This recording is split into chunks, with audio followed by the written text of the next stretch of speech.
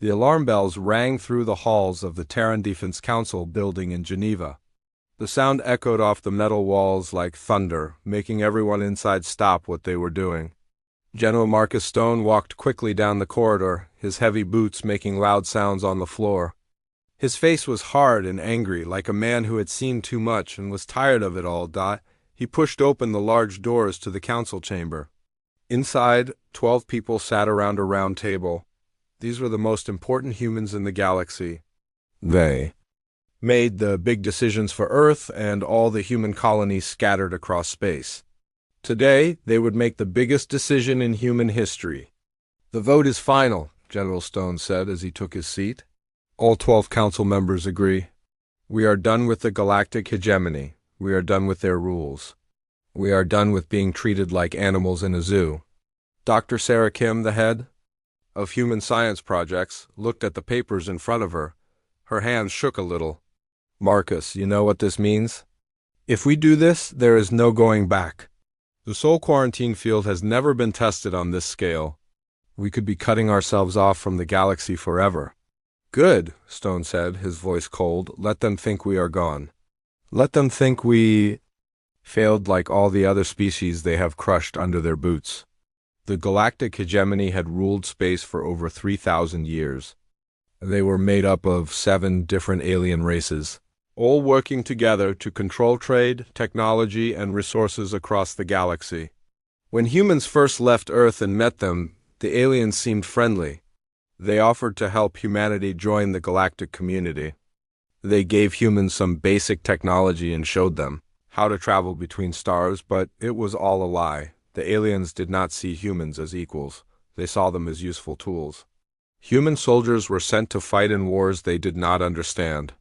For causes that did not help Earth, human workers were given the dangerous jobs that aliens did not want to do.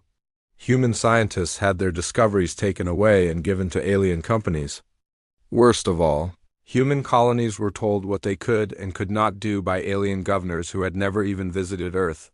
For 50 years, humans tried to work within the system. They followed the rules. They paid the taxes. They sent their young people to die in alien wars. They hoped things would get better. They were wrong. The breaking point came 6 months ago. The hegemony had ordered Earth to give up its entire supply of rare earth metals. These metals were needed to build the computers and machines that kept human society running.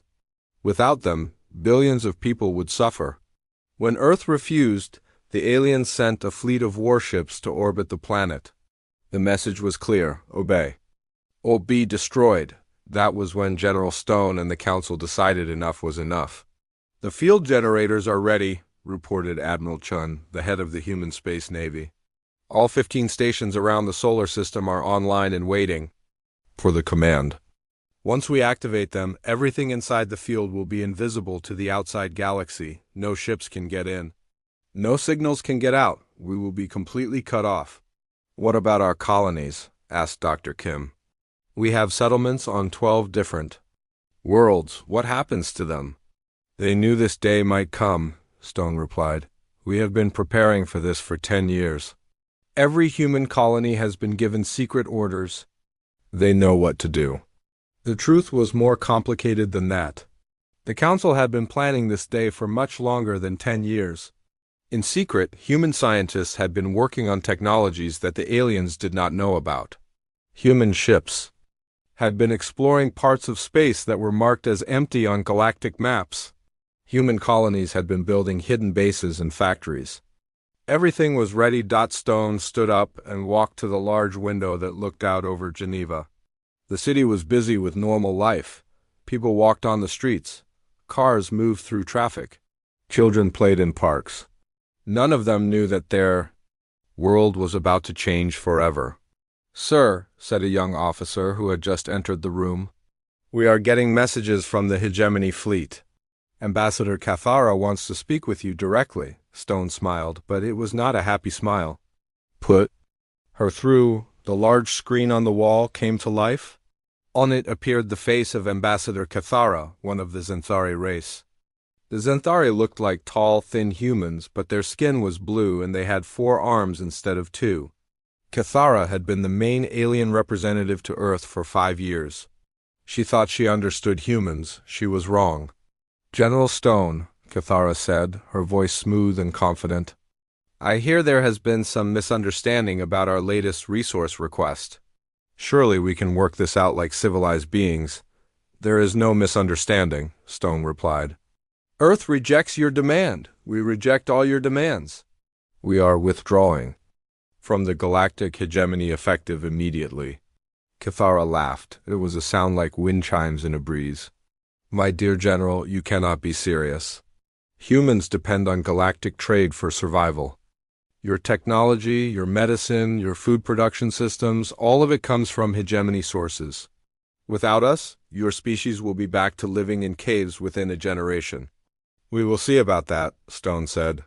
"This is foolishness," Cathara continued.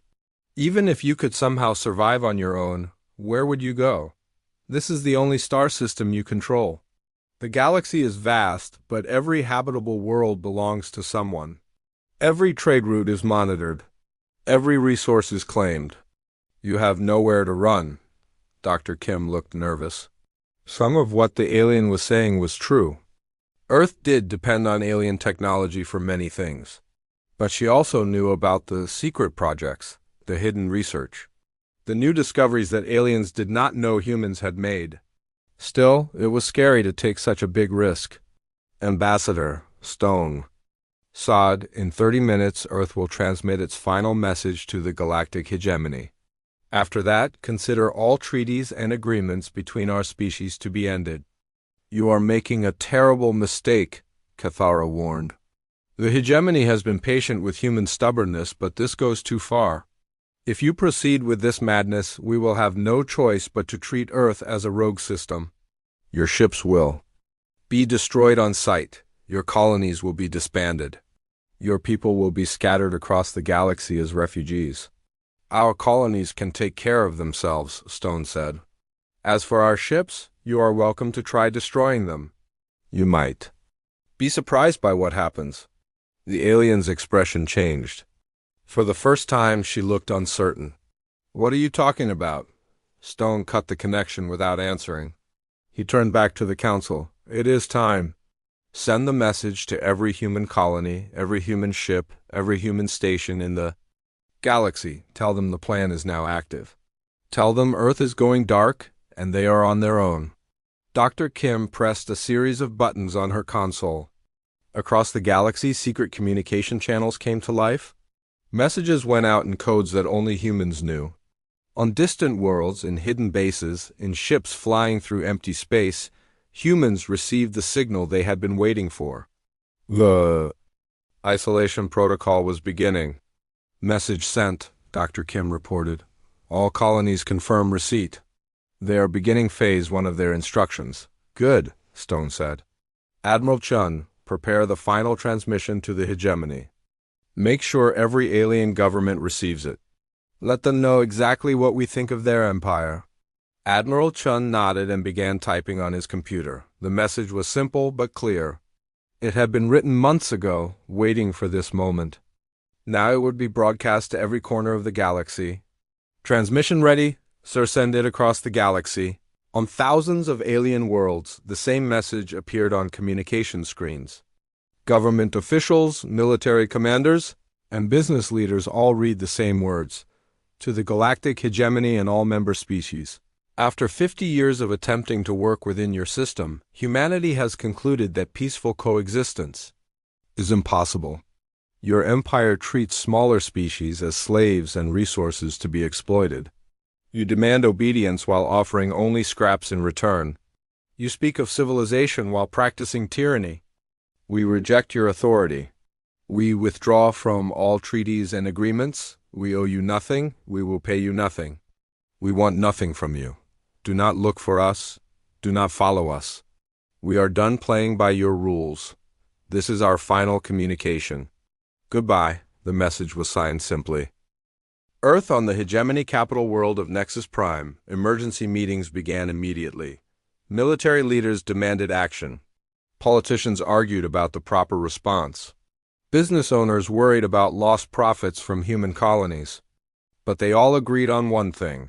This rebellion had to be crushed quickly, before other species got similar ideas. Fleet Admiral Zorthan of the Hegemony Navy was given orders to take a battle group to Earth immediately. His ships were the most powerful in the galaxy. His weapons could destroy entire planets. He was confident that the humans would surrender as soon as they saw his fleet arriving. Back on Earth, General Stone watched the alien fleet moving toward the solar system on his tracking screens. 50 warships, each one larger than anything humans had ever built. Or so the aliens thought. "They are right on schedule," he said. To Admiral Chun, "How long until they reach the outer system?" 6 hours, Chun replied. "Should we begin the evacuation of civilian areas?" "No need," Stone said. "They will never make it that far. Are the field generators ready?" "All stations. Report ready and waiting." "Then let us show them what happens when you push humans too far." Stone walked to the main control console. On it was a single red button, protected by a clear cover. He lifted the cover and placed his hand on the button. Around the room, the other council members did the same at their stations. This was too important for one person to control. It required all of them working together. "On my count," Stone said. 3, 2, 1, activate. All 12 council members pressed their buttons at the same time. Around the solar system, 15 massive machines came to life. They had been built in secret over the past 10 years, hidden on asteroids and small moons where alien sensors would not detect them. Each machine was the size of a small city, powered by fusion reactors that could run for centuries.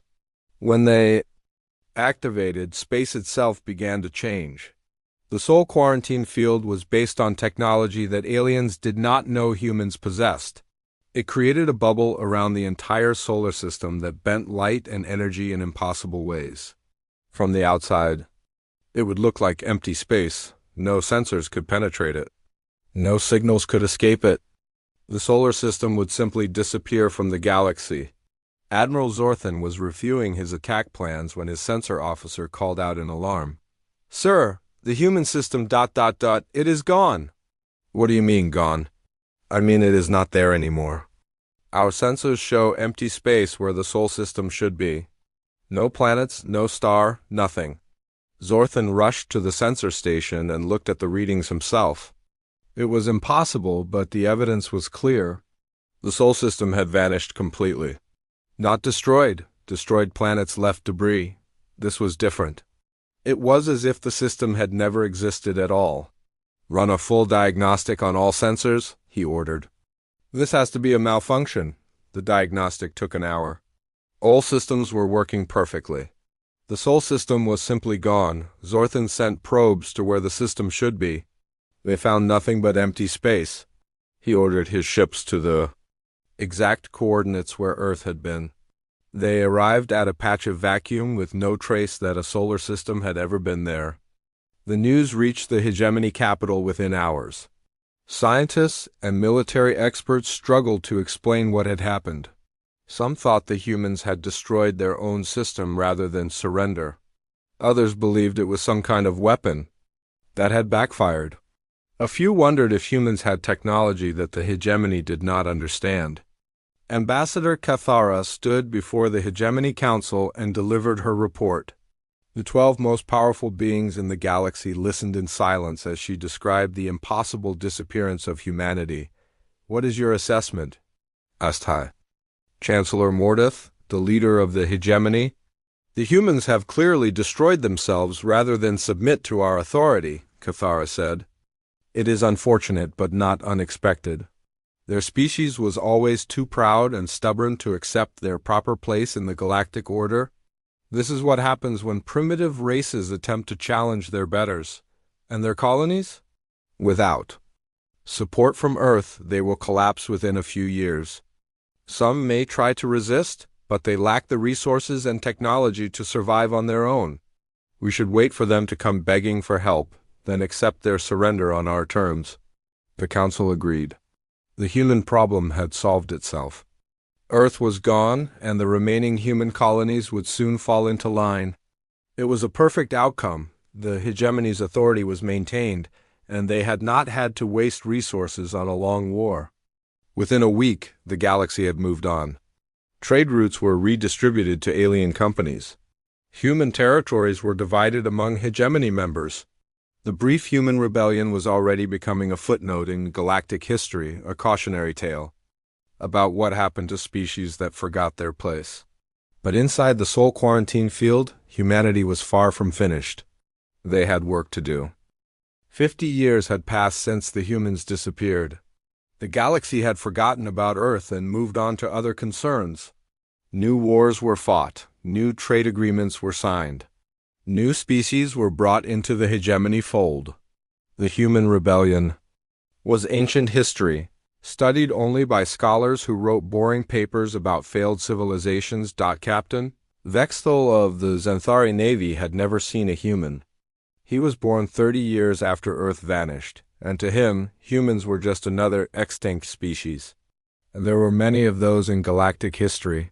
Races that reached for the stars but could not handle the responsibility that came with it. The hegemony had files on hundreds of such failures. Today, Vexthal was flying his ship, the Dominion's Edge, through a sector of space that most people avoided. The Kepler 442 system was officially listed as empty and worthless. It had a few rocky planets that nobody wanted and an old star that would burn out in 1 billion years. The only reason anyone came here was to use it as a shortcut to more interesting places, but Vexthal was not taking a shortcut. He was here because of something strange his sensors had detected 3 weeks ago. "Sir," called out his science officer, a young Krillian named Zethmar. The Krillians looked like large insects with too many eyes, but they were excellent at analyzing data. "I'm picking up those same energy readings again. They are coming from the third planet." Vexthal looked at his display screen. The third planet in the Kepler 442 system was supposed to be a dead rock with no atmosphere.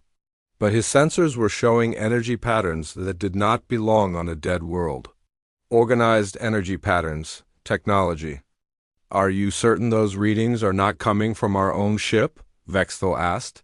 He had been a captain for 15 years and had learned to be careful about sensor ghosts and equipment failures. "I have run the diagnostic 17 times, Zethmar replied. "The energy signature is definitely coming from the planet's surface. And sir, there is something else. I am detecting traces of atmospheric modification. Someone has been terraforming that world." Terraforming was the process of changing a planet to make it suitable for life. It required massive amounts of technology, energy, and time. Only the most advanced species in the galaxy could do it properly. And according to official records, nobody had permission to terraform anything in this system. "That is impossible," said Vexthal. "This entire sector is restricted. The Hegemony Council banned all development here after the territorial dispute 60 years ago. No one has authorization to terraform these worlds." "Sir," his communications officer spoke up. She was a tall, green-skinned Valdorian with 4 arms. "Should I report this to Fleet Command?" Unauthorized terraforming is a serious violation of galactic law. Vexthal thought about it. He could report what they had found and let someone else deal with it. That would be the safe thing to do. But he was curious. In 15 years of commanding ships, he had never discovered anything truly interesting. This could be his chance to make a real discovery. "Not yet," he decided. "Let us investigate first. I want to know what we are dealing with before we involve the bureaucrats." The Dominion's Edge moved closer to the planet. As they got nearer, the sensor readings became clearer and more disturbing. The planet was not just being terraformed, it was nearly finished. Someone had built a complete atmosphere, planted forests, and created lakes and rivers. The energy readings were coming from what looked like cities and industrial facilities. "Sir," Zethmar said, his multiple eyes blinking rapidly, "I am reading artificial structures across the entire northern continent, large ones. This is not a small operation. Someone has built a major colony here." "But who?" Vexthal muttered. "Every species in the hegemony is accounted for. Colony ships cannot just disappear.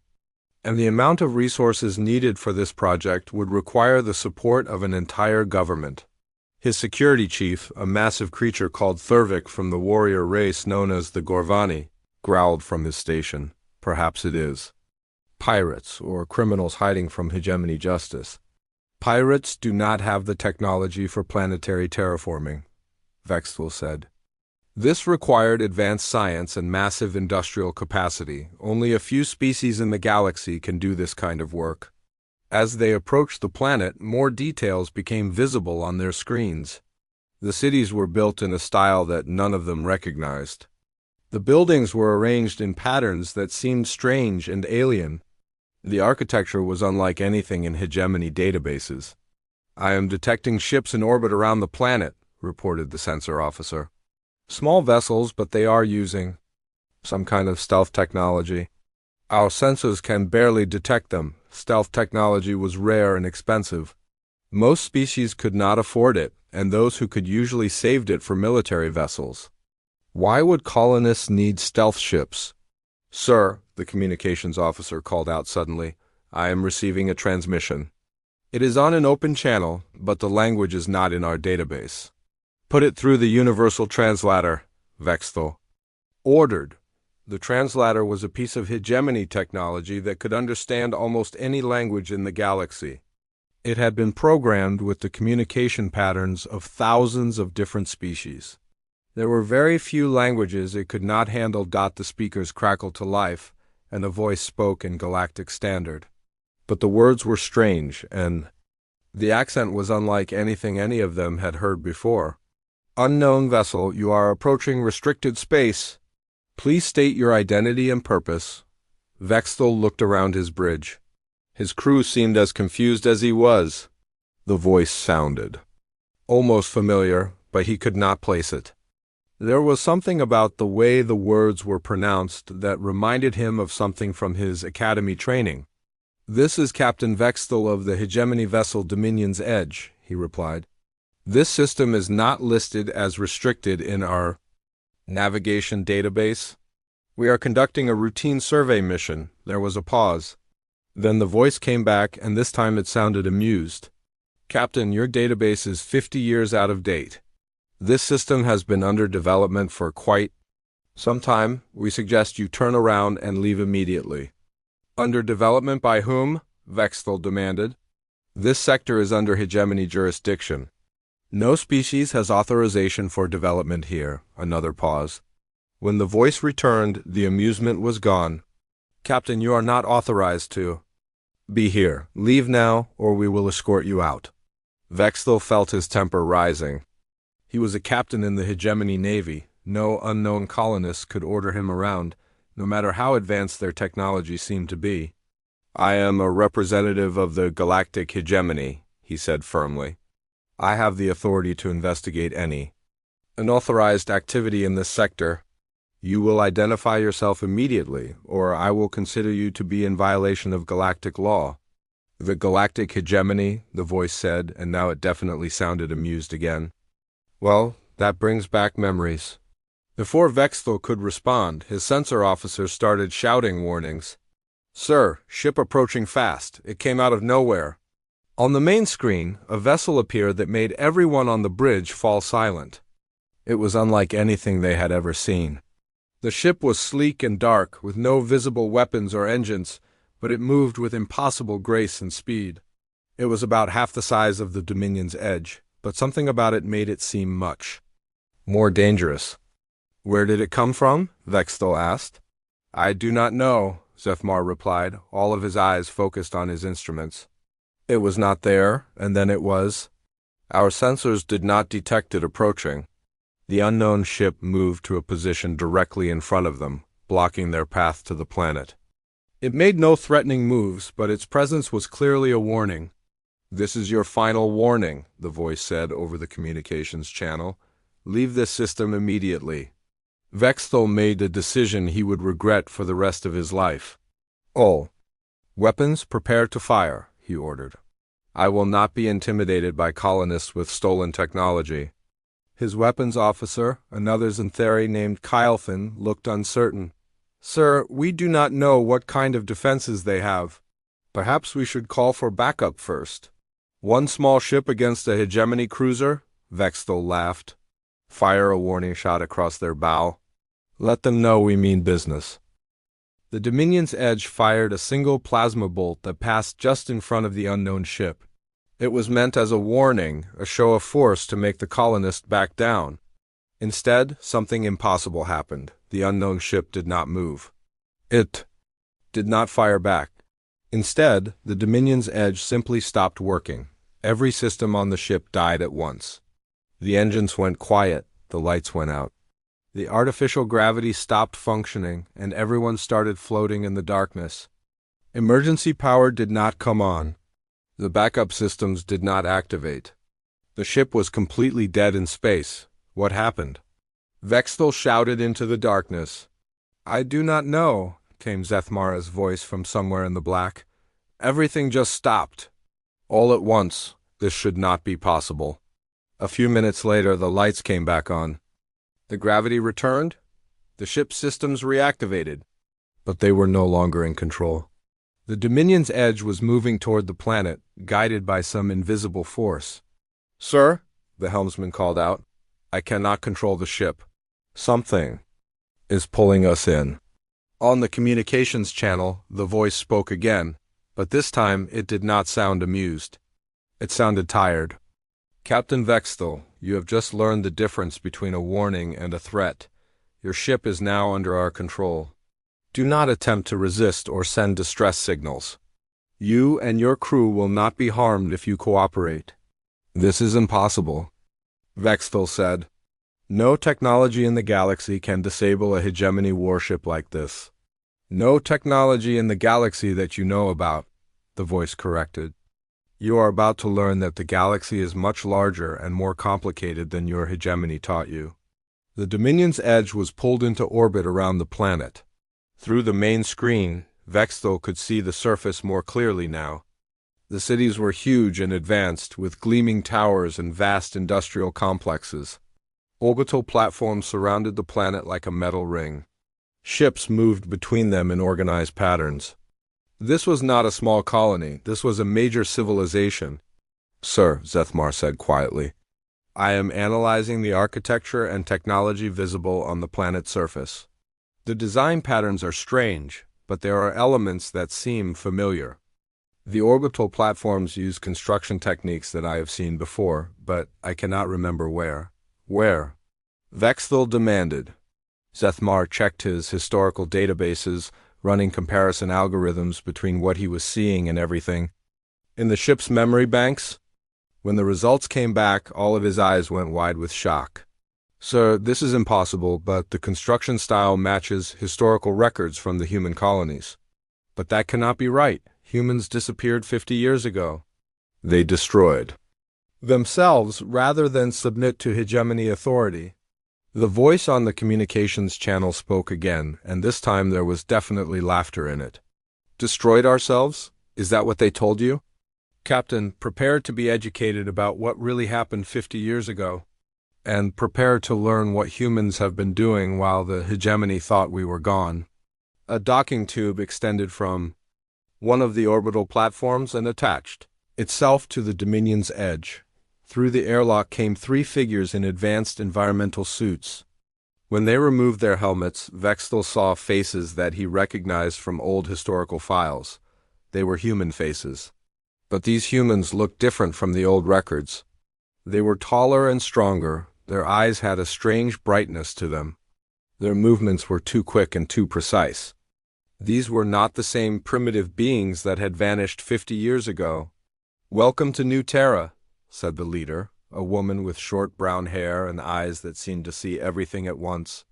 I am Commander Sarah Chun of the Terran Expeditionary Force. You are now our guests, whether you want to be or not. But you are extinct, Vexthal said weakly. The humans destroyed themselves. Earth is gone. Commander Chen smiled, and it was not a friendly expression. Earth closed its doors, Captain. That does not mean we stopped existing. It just means we stopped playing by your rules. For 50 years, we have been very busy. And now you are going to learn exactly what we have been busy doing." Vexthel looked around his bridge at his crew. They all had the same expression of shock and fear. In one day, everything they thought they knew about the galaxy had been proven wrong. Humans were not extinct. They had technology that could disable hegemony warships without firing a shot. They had built advanced colonies in forbidden space. And worst of all, they had been doing it all in secret for 50 years. "Take us to your command center," Commander Chun ordered. "It is time for you to see what happens when you underestimate humanity." As they were led off their own ship by their human captors, Vexthel realized that this discovery would change everything. The hegemony had made a terrible mistake 50 years ago when they let the humans disappear. They had thought they were getting rid of a problem. Instead, they had created something much worse. They had given humanity 50 years to prepare for revenge. Commander Sarah Chun walked through the corridors of the research station, New Horizon, with Captain Vexthel and his crew following behind her. The alien captain kept looking around in amazement and fear. Everything he saw challenged what he thought. He knew about human technology. The walls of the station were made from materials he did not recognize. They seemed to shimmer slightly, as if they were alive. The lighting came from panels that gave off a warm, natural glow, unlike the harsh artificial lights used on hegemony ships. The air smelled clean and fresh, like a forest after rain. But what disturbed Vexthel most were the humans they passed in the corridors. They moved with a fluid grace that seemed impossible. Some of them were clearly enhanced with cybernetic implants that integrated seamlessly with their biological parts. Others looked completely normal until they turned their heads too far or moved their arms at angles that should have been impossible. "You have been modifying yourselves," Vexthel said. It was not a question. "We have been improving ourselves," Chun corrected. 50 years of isolation gave us time to work on projects that the hegemony would never have allowed. Genetic enhancement, cybernetic integration, neural networking, life extension. We have become better than we were.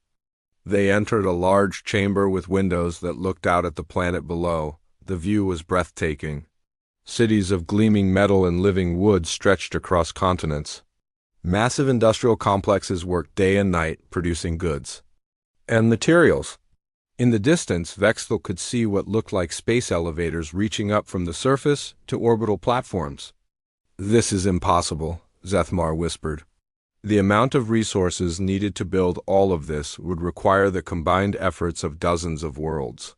No single species could accomplish this in 50 years. "You are right," Chun said. "No single species could do this, but we did not remain a single species." She pressed a control on the wall, and holographic displays appeared in the air around them. The displays showed star charts, population figures, industrial statistics, and fleet compositions. The numbers were staggering. "When Earth closed its doors, we did not just hide," Chun explained. "We expanded. In 50 years, we have established colonies on 147 worlds. We have built industrial complexes that dwarf anything the hegemony possesses.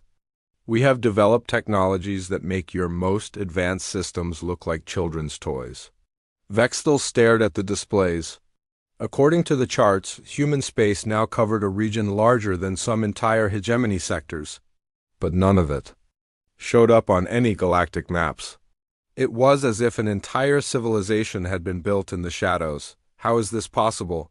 he asked. "Our sensors would have detected such massive expansion. Our trade networks would have noticed the resource movements. Our intelligence services would have found evidence." Chun smiled. "Your sensors only detect what we allow them to detect. Your trade networks only see what we want them to see. Your intelligence services only find what we choose to leave for them to find." She touched another control, and the displays changed to show ship designs. Vexthel had never seen vessels like these. They were sleek and organic-looking, as if they had been grown rather than built. Some were massive, larger than hegemony, dreadnoughts. Others were small and fast, designed for purposes he could not guess. Stealth technology was just the beginning, Chun continued. We developed quantum phase shifting, dimensional folding, and perception filters. We can make our ships invisible to every sensor system in the galaxy. We can make our colonies appear to be empty planets. We can travel through space without leaving any trace that we were ever there. But why? Vexthel demanded, why hide? Why not announce your return and rejoin galactic civilization? Chun's expression hardened. Because galactic civilization, as you call it, is built on oppression and exploitation. The hegemony treats smaller species as slaves and resources. We experienced that firsthand for 50 years before we decided we had enough. She gestured to another display that showed historical records. Images of human soldiers dying in alien wars. Human workers laboring in dangerous conditions for alien companies. Human scientists having their discoveries stolen and credited to alien researchers. We tried to work within your system, Chun said. We followed your rules. We paid your taxes. We sent our young people to die for your causes. What did we get in return? Contempt, exploitation, the constant threat that if we did not obey, you would destroy us. Thurvik, the Gorvani security chief, growled at this. The hegemony brings order and prosperity to the galaxy. Without central authority, there would be chaos and war. Order for whom? Chun asked. Prosperity for whom? The hegemony benefits only its founding members. Everyone else exists to serve their interests. She touched the controls again, and the displays showed more recent information. Surveillance footage of hegemony forces crushing rebellions on distant worlds. Economic data showing how resources flowed from poor systems to rich ones. Military reports describing the suppression of species that had tried to assert their independence. This is what your order looks like from the outside, Chun said. Oppression disguised as civilization, theft disguised as trade, murder disguised as peacekeeping. Vexthel wanted to argue, but the evidence was overwhelming. He had seen some of these events in official reports, but they had been described very differently. The hegemony called them peacekeeping operations and economic development programs. But from the human perspective, they looked like conquest and exploitation. So you decided to build your own civilization, he said. We decided to build something better, Chin replied. A civilization based on cooperation instead of domination. A system where every species has a voice instead of just the powerful ones. A galaxy where technological advancement serves everyone, not just the elite. And how many species are part of this new civilization? Asked Zethmar. Chun smiled. More than you might think. We were not the only ones who grew tired of hegemony rule. Over the past 50 years, 17 different species have secretly joined our alliance. Some came to us as refugees from hegemony oppression. Others came as traitors who grew to trust us. A few came as former enemies who learned that we offered them something better than conquest. The displays changed again to show representatives of different alien species. Some Vexthel recognized as minor members of the hegemony who had disappeared over the years. The official record said they had died out from disease or natural disasters. Apparently, the official records were wrong. The Kelmari mining consortium that supposedly died from a plague 20 years ago? Chun pointed to one of the displays. They are alive and well, running advanced manufacturing facilities in our territory. The Vexenal Exploration Guild that supposedly lost their homeworld to an asteroid impact? They are mapping new regions of space for our expansion efforts. This is treason, Vexthel said weakly. These species were under hegemony protection. These species were under hegemony. Control, Chun corrected. There is a difference. We offered them something the hegemony never could. Freedom. A door opened and 3 more humans entered the chamber. These looked even more modified than the others. One had skin that seemed to shift colors like a chameleon. Another had extra arms that moved independently of her primary limbs. The third had eyes that glowed with an inner light. Commander, said the one with glowing eyes, we have finished analyzing their ship systems and databases. The intelligence is quite interesting. Share it with our guests, Chun ordered. The modified human touched a device on his wrist, and new displays appeared. These showed detailed scans of the Dominion's Edge and its crew. Every system on the ship had been analyzed and cataloged. Every piece of equipment had been examined. Every crew member had been medically scanned without their knowledge. Your ship uses technology that is at least 30 years behind our current standards, the human reported. Your weapons could not penetrate our shields. Your engines could not outrun our slowest vessels. Your sensors could not detect our advanced stealth systems. In every measurable category, you are completely outclassed. Vexthel felt sick. The Dominion's Edge was one of the newest ships in the Hegemony fleet. It represented the cutting edge of galactic technology. If humans could dismiss it so easily, what did that say about the rest of the Hegemony's military? Furthermore, the human continued, your crew's biological and psychological profiles indicate that they have been exposed to various forms of neural conditioning, loyalty, programming, obedience enhancement, critical thinking suppression, classic tools of authoritarian control. That is impossible, Vexthel protested. We undergo standard medical examinations. Any such conditioning would be detected. Not if the people doing the examinations are also conditioned, Chun said gently. The Hegemony has been using subtle mind control techniques for centuries. Nothing dramatic or obvious, just small adjustments to make their citizens more compliant and less likely to question authority. She gestured to another display that showed brain scans of the captured crew compared to baseline human neural patterns. The differences were clear even to non-experts.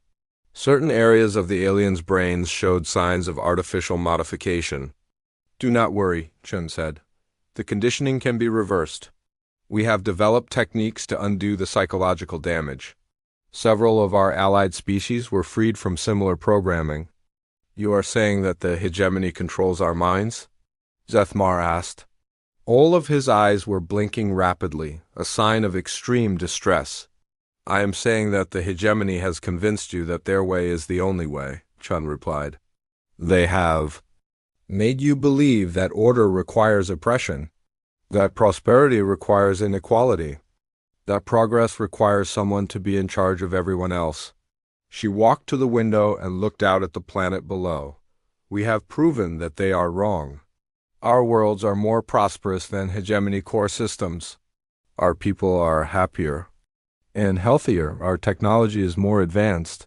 Our society is more stable, and we did it all without oppressing anyone. But at what cost? Vexthel asked. You live in hiding, you cannot trade openly. You cannot participate in galactic civilization. We live in freedom, Chun said. We trade with species that choose to deal with us honestly. We participate in a civilization that we built ourselves, based on principles we believe in. She turned back to face the alien crew. The question now is what to do with you. You have seen too much to simply be released. You know about our existence, our capabilities, our locations. We cannot allow that information to reach the Hegemony. Vexthel felt fear creeping up his spine. Are you going to kill us? That is one option, Chun said matter-of-factly. It would be the simplest solution. The Hegemony would assume your ship was lost to pirates or equipment failure. No one would look for you. The alien crew exchanged terrified glances. They had come here expecting to find primitive colonists or simple criminals. Instead, they had discovered a secret civilization that was more advanced than their own empire, and had no reason to let them live. However, Chun continued, we prefer a different approach. We are going to give you a choice. What kind of choice? Vexthel asked. You can undergo the deconditioning process and join our alliance, Chun sighed. We will remove the mental programming that the Hegemony implanted in your minds. You will see the galaxy as it really is, not as they want you to see it. Then you can decide for yourselves whether you want to help us build something better. And if we refuse, then you will remain here as our prisoners for the rest of your lives, Chun said. Comfortable prisoners in pleasant surroundings, but prisoners nonetheless. We will not torture you or abuse you, but you will never leave our territory. Zethmar spoke up. What about the third option? What if we undergo this deconditioning process and still choose to remain loyal to the hegemony? Chun smiled sadly. That has never happened. Once people see the truth about what the hegemony really is, they do not want to go back to serving it. She walked over to a control panel and pressed several buttons. You have 48 hours to decide. During that time, you will be given access to our historical records, our scientific data, and our cultural archives. You will see exactly what we have built and how we built it. You will meet representatives of the species that have joined our alliance and hear their stories. And then you will choose freedom or prison, truth or lies, a future worth building or a past worth forgetting. Chun headed toward the door, then stopped and looked back at them. For what it is worth, I hope you choose to join. U.S., the galaxy is a big place and there is room for everyone to be free. But that will only happen when the hegemony's stranglehold on civilization is finally broken. You are planning to attack them, Vexthal said. It was not a question. We are planning to free them, Chun replied. There is a difference.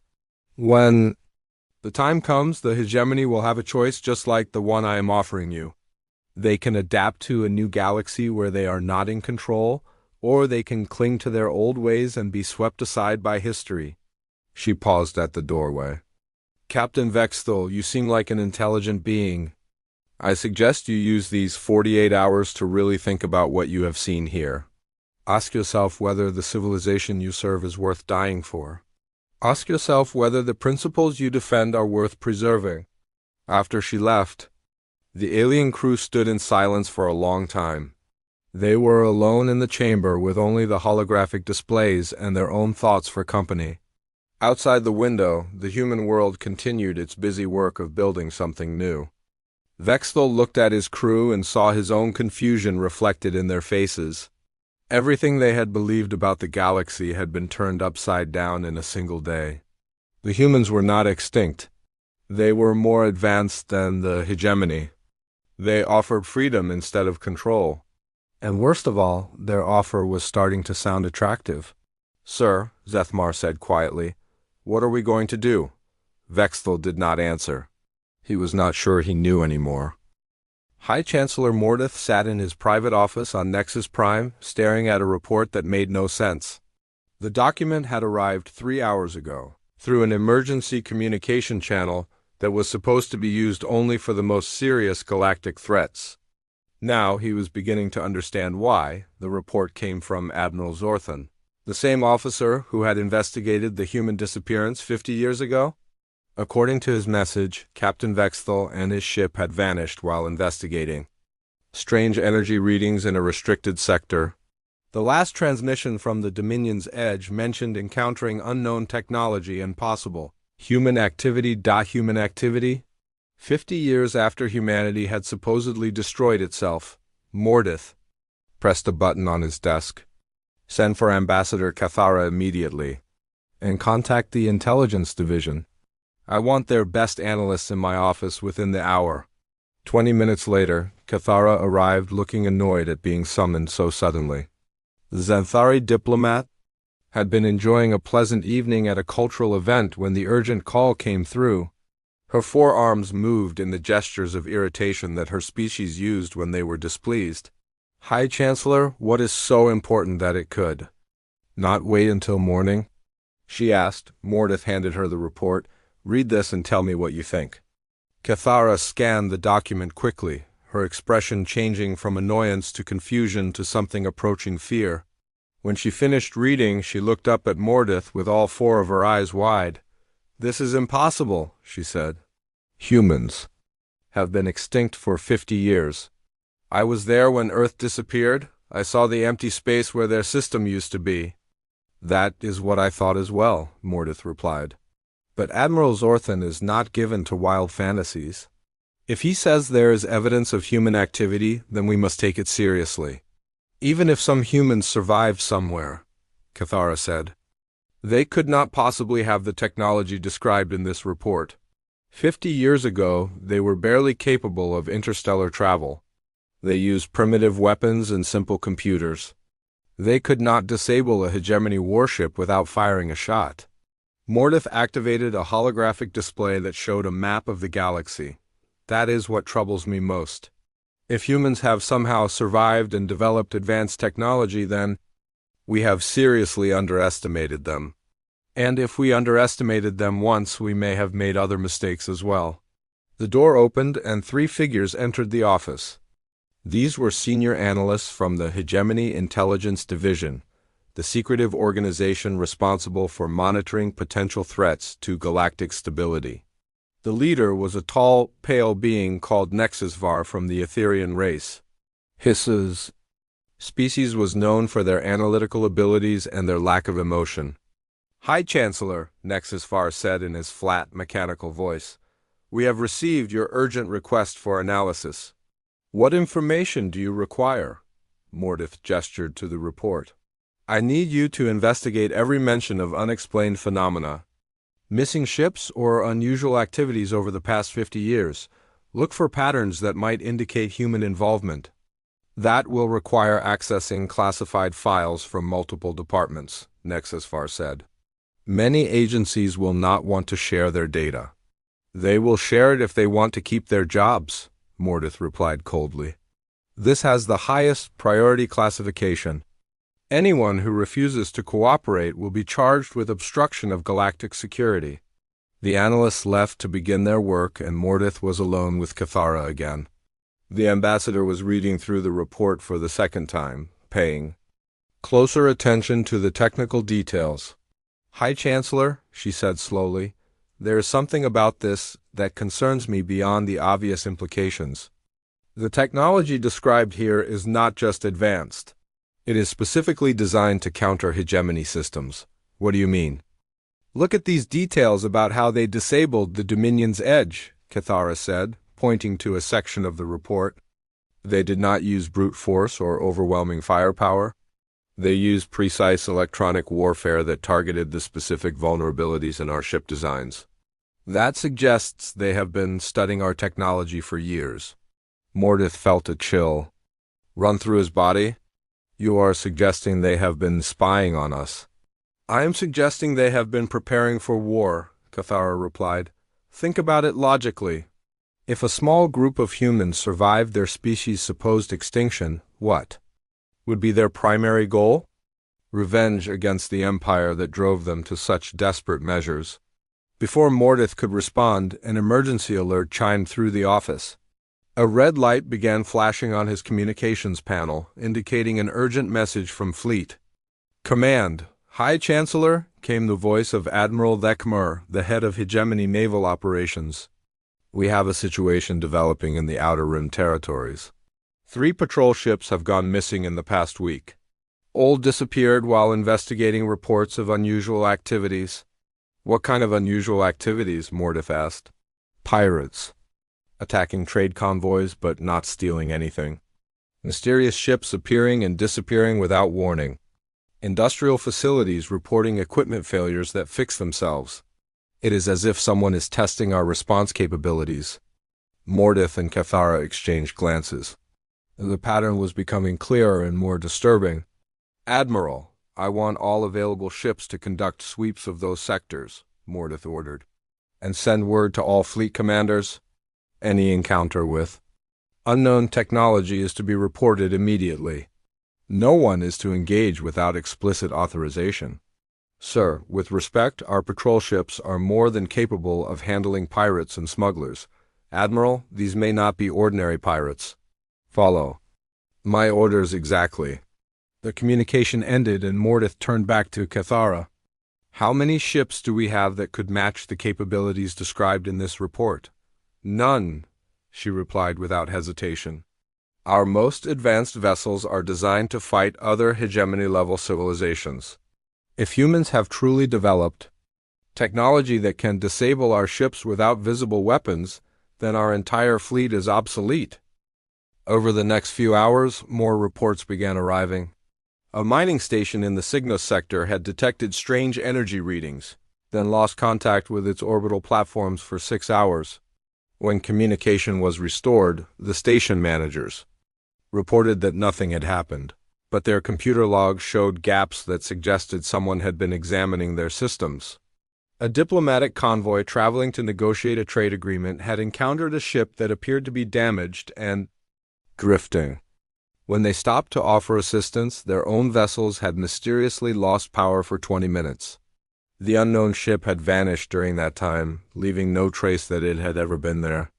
A military research facility working on new weapon designs had suffered a complete data breach, but nothing seemed to have been stolen. Security recordings showed no signs of intrusion, yet somehow every file in their database had been copied and analyzed. High Chancellor Nexusvar reported when he returned with his analysis team, "We have found the patterns you requested, and the results are deeply troubling." The intelligence analyst activated a holographic display that showed a three-dimensional map of the galaxy.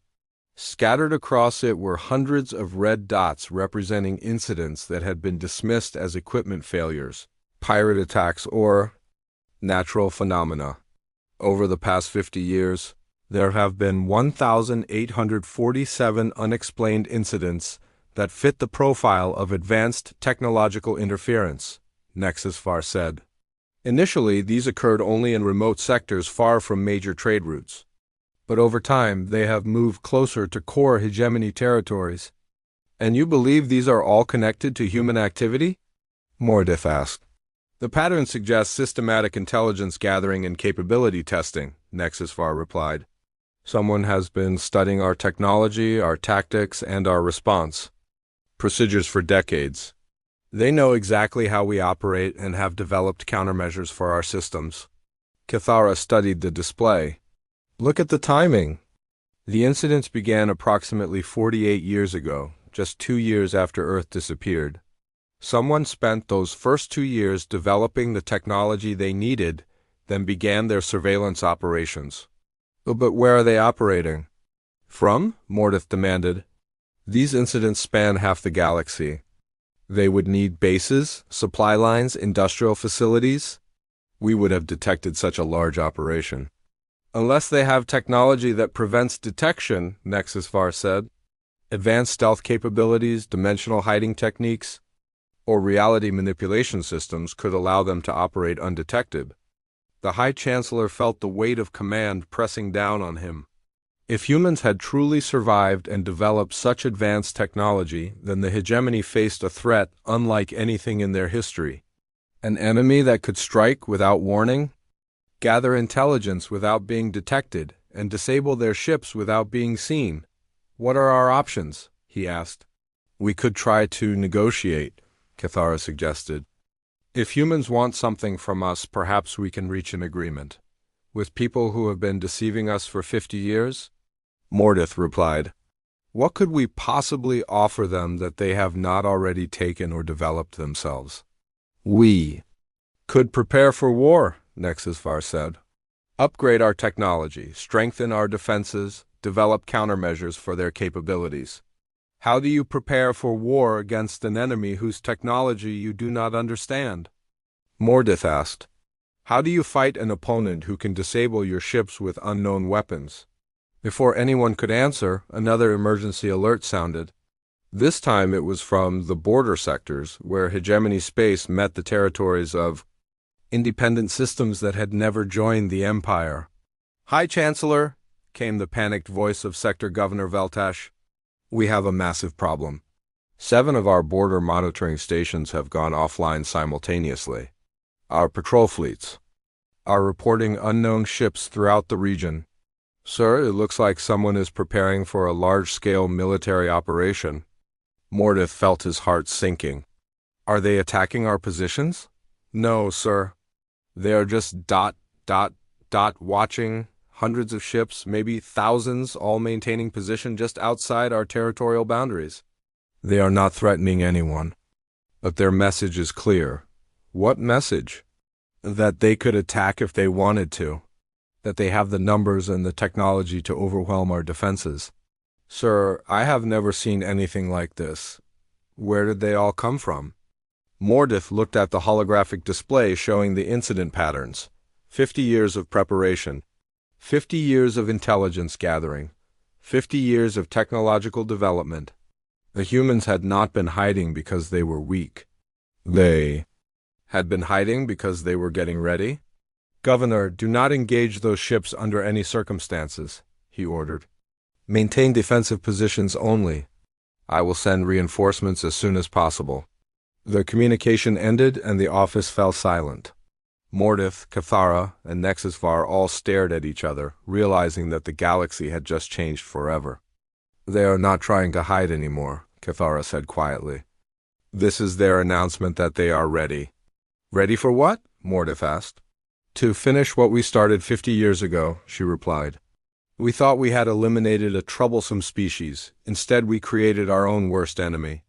Mordith activated his emergency communications system. Send word to all sector governors and fleet commanders. The hegemony is now at maximum alert status. No ship travels alone, no station operates without full defensive protocols, and find me every piece of information we have about human psychology and motivation. What are you planning? Cathara asked. I am trying to understand what they want, Mordith replied. Because once I know that, maybe I can figure out how to survive what is coming next. Outside his office window, the lights of Nexus Prime twinkled in the darkness.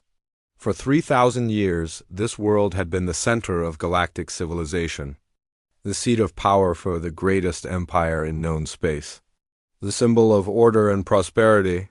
Now, for the first time in its history, that empire faced an enemy that might be stronger than they were. And nobody knew what the humans planned to do with their newfound power. The Galactic Council chamber on Nexus Prime had never seen an emergency session like this one. Representatives from all 7 founding species of the hegemony sat around the massive circular table, their faces showing fear and confusion. For 3 days, reports had been flooding in from across the galaxy. Mysterious fleets appearing in every sector. Unknown ships disabling hegemony patrols without firing a shot. And always the same message, wait for instructions. High Chancellor Mordith stood at the center of the chamber, looking older than his 800 years. The stress of the past week had aged him dramatically. Around him, the most powerful beings in the galaxy argued and shouted, but none of them had any real solutions to offer. We should attack immediately, declared War. Marshal Krondois of the Gorvani military caste. His massive frame towered over the other delegates as he slammed a fist on the table. Every moment we wait, they grow stronger. We must strike before they can fully deploy whatever weapons they have been building. Attack what? Snapped Chancellor. Yixtra of the Valdorian Commerce Guild, her forearms gestured frantically as she spoke. We do not even know where their main bases are located. Our scouts report empty space where their ships appear from. It is as if they materialize from nothing. That is exactly what they are doing, said Science Coordinator Thelenas of the Etherian Research Collective. Our analysis suggests they have developed dimensional hiding technology far beyond anything we imagined possible. They could have entire civilizations existing parallel to our reality, invisible to all our sensors. Ambassador Cathara sat quietly at her designated spot, reviewing the reports that continued to arrive every few minutes. Each new message painted the same picture. Humanity was everywhere, and they were no longer hiding. High Chancellor, she said, interrupting the arguments around the table, we have received another communication. This one is different. Mordith looked at her with tired eyes. How different? It is addressed to the full Galactic Council? And, it is requesting a formal audience. The chamber fell silent. For 50 years, humanity had been assumed dead. For the past week, they had been a mysterious threat lurking in the shadows. Now they wanted to talk? Display the message, Mordith ordered. A holographic projection appeared above the center of the table. The image showed a woman in a military uniform that none of them recognized. She appeared to be human, but like the others they had encountered, she looked enhanced. Her eyes held an intelligence and confidence that was somehow intimidating. To the Galactic Council of the Hegemony, the woman said. I am Admiral Elena Vasquez of the Terran Coalition. I request permission to address your assembly in person to discuss the new realities of galactic politics. I will arrive at Nexus Prime in exactly 24 hours. I trust you will provide appropriate diplomatic courtesies. The message ended, leaving the council members staring at empty air. She did not ask for permission, War Marshal Krondois growled. She demanded it. And she did not wait for our response, Chancellor Yikstra added. She is already coming, whether we agree or not. The question is, Morda said slowly, do we allow her to land or do we order our defenses to stop her? Our defenses could not stop a single human ship, Coordinator Thelenas pointed out. According to the reports, their technology makes our weapons useless. If she wants to land here, she will land here. 24 hours later, the skies above Nexus Prime filled with ships. Not just one vessel carrying a diplomatic envoy, but hundreds of massive warships that appeared without warning in perfect formation. They took positions around the planet like pieces on a game board, each one larger and more advanced than anything in the hegemony fleet. The largest ship positioned itself directly above the capital city. It was so big that it blocked out the sun, casting the entire metropolis into artificial twilight. On its hull was a symbol that made several council members gasp in recognition, the flag of Earth, but modified with new elements that spoke of expansion and change. A single small craft detached from the massive ship and descended toward the council building. Hegemony fighters scrambled to intercept it, but their weapons would not lock on. Their targeting systems showed empty space where the ship clearly was. The craft landed in the council plaza as if the entire hegemony military did not exist. Admiral Elena Vasquez stepped out of her ship and walked toward the building entrance. She was alone, showing either supreme confidence or complete disregard for personal safety. Hegemony security forces surrounded her with weapons drawn, but she paid them no attention. "Good afternoon," she said to the guards in perfect Galactic standard. "I believe you are expecting me?" Inside the council chamber, the delegates waited with a mixture of fear and curiosity. When Admiral Vasquez entered, several of them stood up instinctively. There was something about her presence that commanded respect, even from beings who ruled entire sectors of space. "Honored delegates," she said, walking to the center of the chamber. "Thank you for agreeing to see me." "We did not agree to anything," War Marshal Krondois said. "You forced your way here with threats and displays of military power." Admiral Vasquez smiled. "I prefer to think of it as making a strong first impression. After 50 years of being ignored, we wanted to make sure we had your full attention." "You have it," Morda said. "Now explain what you want." "What we want is very simple," Admiral Vasquez replied. "We want the hegemony to stop pretending it rules the galaxy." The chamber erupted in angry voices. Several delegates shouted insults or threats. Others demanded to know who humans thought they were to make such demands. Admiral Vasquez waited patiently for the noise to die down. "Let me clarify our position," she continued once the room was quiet again. "For 50 years you believed humanity was extinct. During that time, we built a civilization that spans 147 star systems and includes 18 different species. Our technology is generations ahead of yours. Our military could destroy your entire fleet without losing a single ship. Our economy produces more goods and services than your core worlds. In every measurable way, we have surpassed you." "Impossible," Chancellor Yikstra said. "No civilization could develop so rapidly in such a short time. No civilization operating under hegemony rules could develop so rapidly," Admiral Vasquez corrected. "But we were not operating under your rules.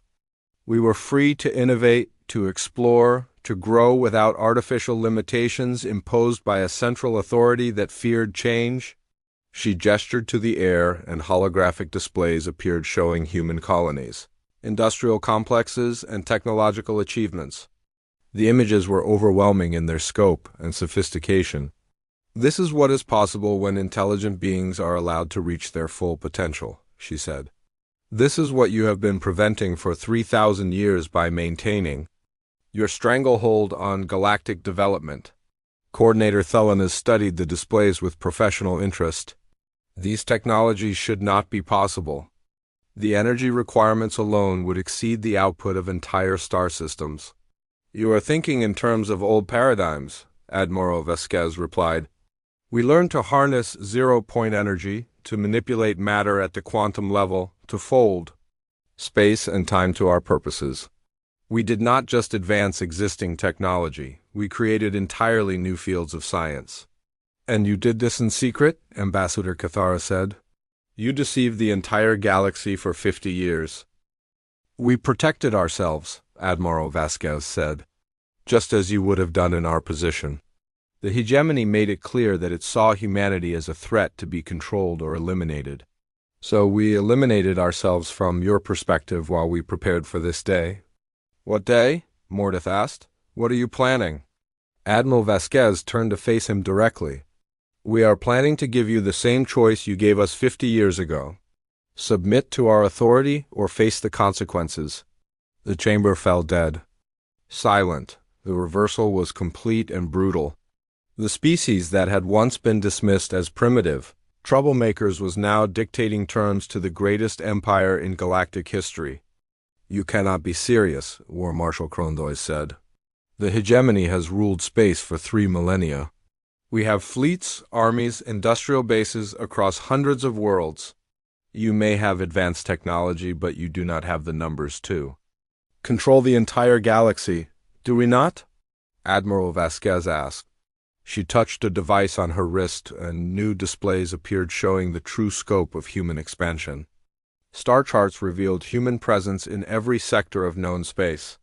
Industrial statistics showed production levels that dwarfed hegemony capabilities. Military assessments revealed fleet strengths that made the council members sick with fear. For 50 years, we have been your neighbors, your trading partners, your allies, and your enemies, all without you knowing it, Admiral Vasquez explained. We have been the mysterious pirates who disrupted your trade routes when they became too exploitative. We have been the unknown benefactors who provided aid to species suffering under your rule. We have been the technical consultants who sold you improved designs for your own equipment.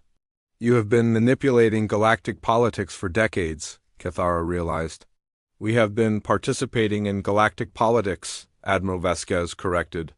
The difference is that we were not operating from a position of weakness. Every trade agreement you signed, every military deployment you planned, every diplomatic initiative you launched, we knew about it. We influenced it when it served our purposes and countered it when it threatened our interests. She walked slowly around the chamber, making eye contact with each delegate. You wanted us gone because you thought we were dangerous when we were weak and primitive. Now we are strong and advanced. How dangerous do you think we are now? What do you want from us? Mordeth asked quietly. We want you to accept the new reality, Admiral Vasquez said. The age of hegemony dominance is over. From now on, Galactic affairs will be managed by the Terran Coalition, with input from all species that choose to participate freely. And if we refuse? Admiral Vasquez stopped walking and smiled. It was not a pleasant expression. Then you will discover what happens. When you oppose a civilization that had 50 years to prepare for this conversation.